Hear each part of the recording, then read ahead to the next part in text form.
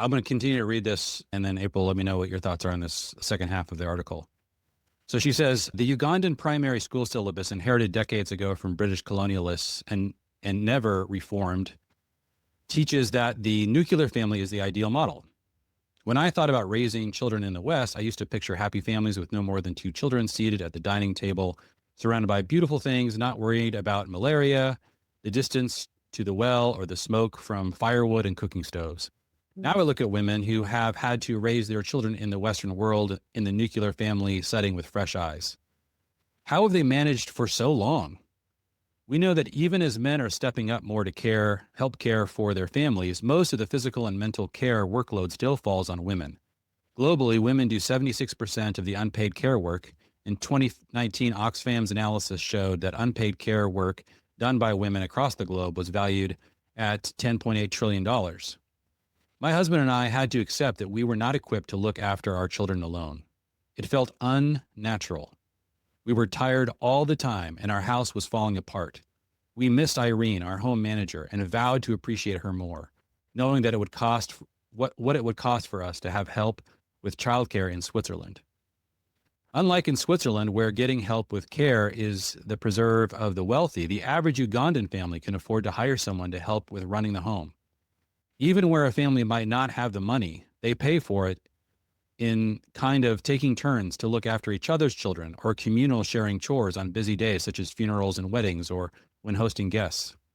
My husband and the children have returned to Uganda, and I will try to live between Uganda and Switzerland.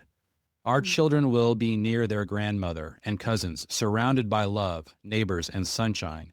And when we sit in our Ugandan living room watching the perfect nuclear family on TV, we shall know the exhaustion that comes with keeping a house clean and telling the children 20 times a day to pick up their toys. We shall remember the dates that we did not go out spontaneously, because there is a particular servitude in parenting without your people.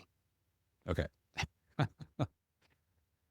So it's so important what she's saying there at the end. It's very basic, but it's so important that every single one of you guys understand this, that the nuclear family is not the ideal. It leads to burnout. And this shock that patients had at seeing that, thinking that, oh, this nuclear family that is constantly promoted in the West is somehow working out wonderfully for people in the West. It doesn't work.